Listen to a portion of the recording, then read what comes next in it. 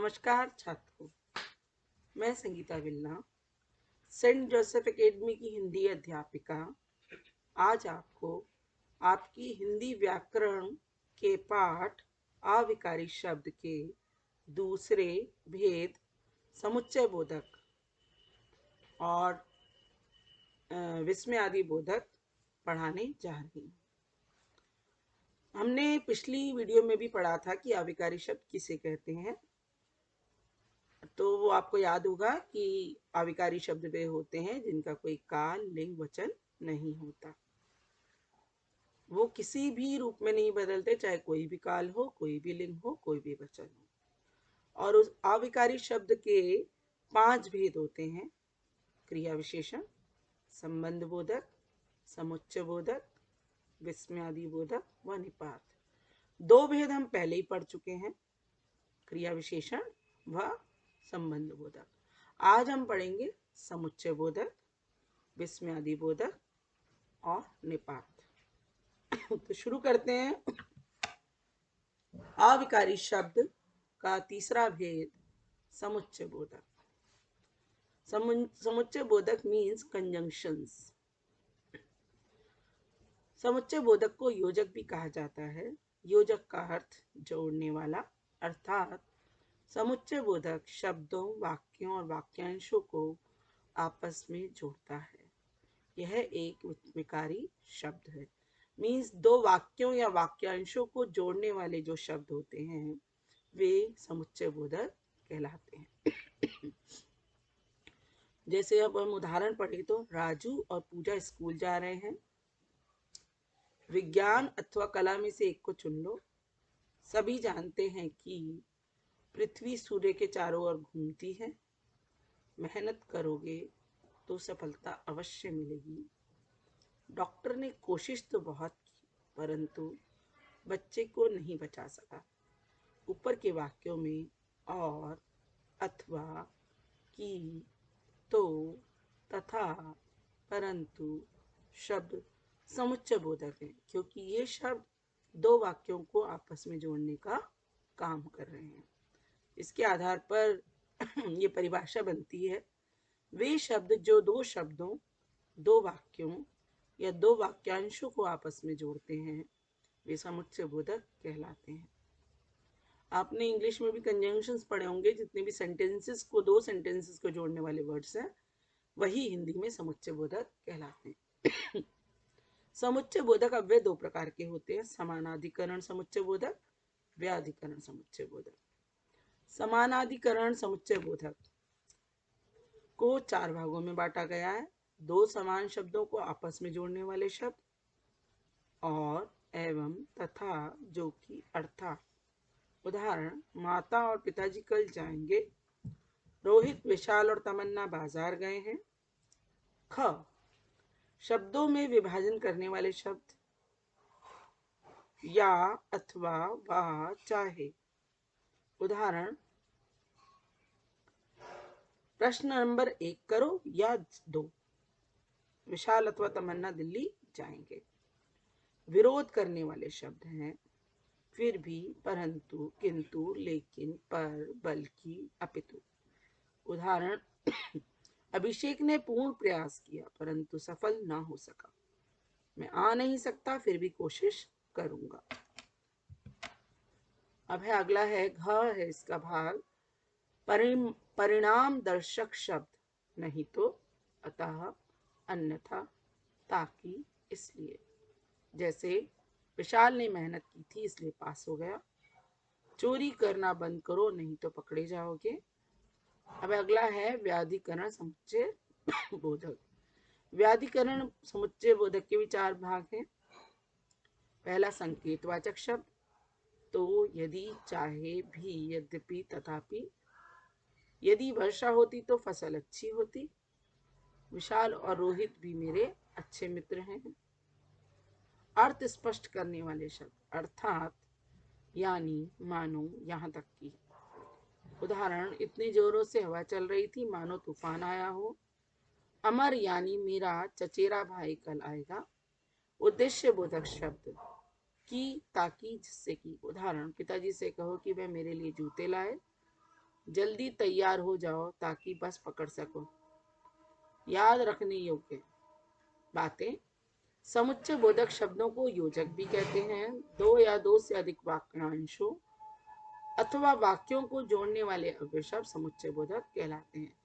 मुख्य बात आपको यही याद रखनी है कि दो वाक्यों या वाक्यांशों को जोड़ने वाले शब्दों को हम समुच्चय बोधक कहते हैं, चाहे वो कोई सा भी शब्द हो।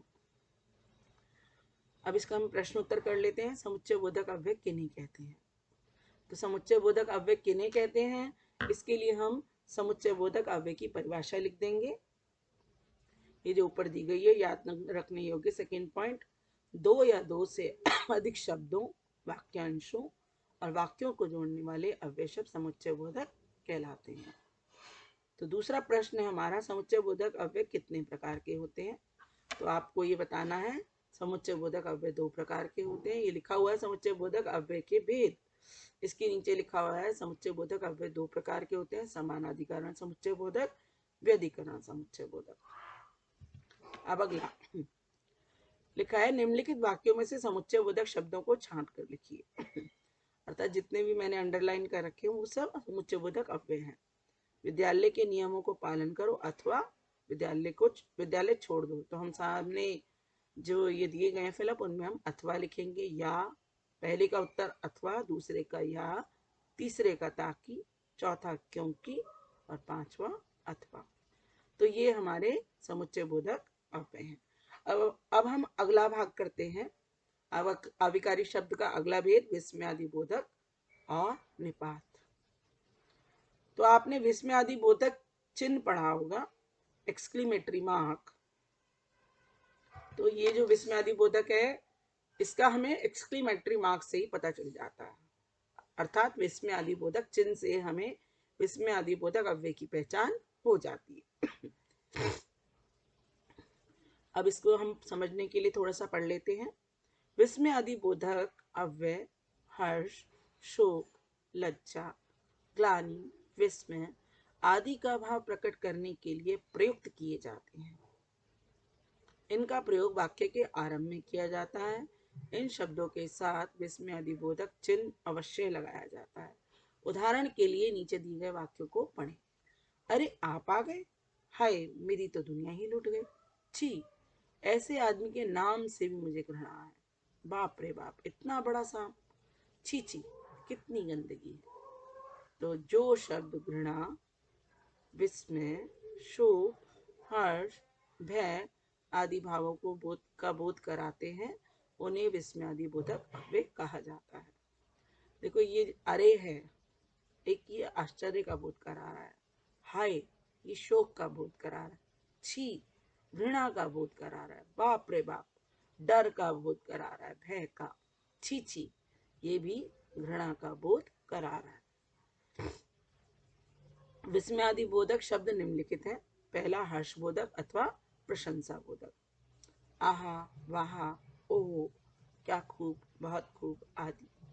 दूसरा शोक, पीड़ा, लज्जा बोधक। शोक मीन्स दुख। आहा, हाय हाय, उफ, हे राम, त्राही आदि। तीसरा संबोधन बोधक शब्द, अरे, ओ, एजी, हे, रे, ओए, अजी, ओजी आदि। हम कई बार इन शब्दों से दूसरों को बुलाते हैं, इसलिए इन्हें संबोधन बोधक शब्द कहा गया है। चौथा स्वीकृति बोधक मतलब किसी की हाँ में हाँ मिलाना। अच्छा, ठीक, हाँ हाँ, जी हाँ, बहुत अच्छा आदि। पांचवा घृणा व तिरस्कार बोधक शब्द। घृणा मीन्स नफरत, तिरस्कार मीन्स अपमान, छी छी, हट, धत, धिक, चल दूर आदि। चेतावनी बोधक शब्द, खबरदार, होशियार, सावधान, हटो, बचो।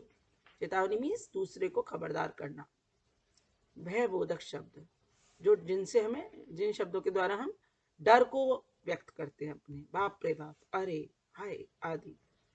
फिर है आशीर्वाद बोधक, जिन शब्दों के द्वारा आशीर्वाद दिया जाता है, जियो, जय हो आदि, जीते रहो ऐसे वर्ड। अब अगला हमारा आता है निपात। निपात में हमें केवल इतना समझना है कि वे अव्यय शब्द जो वाक्य में किसी शब्द के बाद लगकर उसके अर्थ में विशेष प्रकार का बल देते हैं, उन्हें निपात कहते हैं। और निपात कुछ स्पेसिफिक वर्ड ही हैं। ही, जैसा कि मैं आपको अगले पेज पर दिखाती हूँ, इसमें यहाँ नहीं दिए गए हैं, बस आप यहाँ से देख लें। हाँ, ये ऊपर दिए गए हैं निपात, कुछ महत्वपूर्ण निपात निम्नलिखित हैं। निपात के जस्ट जहाँ लिखा है निपात हेडिंग, उसके नीचे ही, भी, तो, तक, मात्र, भर, केवल इन शब्दों को देखकर ही आपको पता चलेगा कि ये निपात है। ये शब्द कहीं भी आ जाए, इन्हें निपात कहा जाता है, क्योंकि ये किसी शब्द के साथ लगकर उसके अर्थ में विशेष प्रकार का बल देते हैं, इसलिए इन्हें निपात कहते हैं। तो याद रखने योग्य पढ़ लेते हैं। जो शब्द हर्ष, शोक, लज्जा, विस्मय, ग्लानि आदि के भाव को प्रकट करते हैं, उन्हें विस्मय आदि बोधक अव्यय कहा जाता है। हर्ष मीन्स खुशी, शोक मीन्स दुख, लज्जा शर्म, विस्मय आश्चर्य, ग्लानि घृणा। इन शब्दों के साथ विस्मय आदि बोधक चिन्ह का प्रयोग किया जाता है। जो शब्द वाक्य में किसी शब्द के बाद लगकर उसके अर्थ में विशेष प्रकार का बल देते हैं, उन्हें निपात शब्द कहते हैं। इसके प्रश्न उत्तर कर लेते हैं। पहला प्रश्न, विस्मय आदि बोधक शब्द किन्हें कहते हैं, अपने शब्दों में लिखिए। तो first point is the first answer. वे शब्द जो हर्ष, शोक, लज्जा, विस्मय, ग्लानि आदि के भाव को प्रकट करते हैं, उन्हें विस्मय आदि बोधक अव्यय कहा जाता है। फिर है निपात की परिभाषा। इसमें जो थर्ड पॉइंट है, ये है निपात, जो शब्द वाक्य में किसी शब्द के बाद लगकर उसके अर्थ में विशेष प्रकार का बल देते हैं, उन्हें निपात कहते हैं। उसके बाद हम अभ्यास कर लेते हैं। क, वाह तुमने तो कमाल कर दिया। ख, छी कितनी गंदगी है। ग, आहा तुमने मेरी लाज रख ली।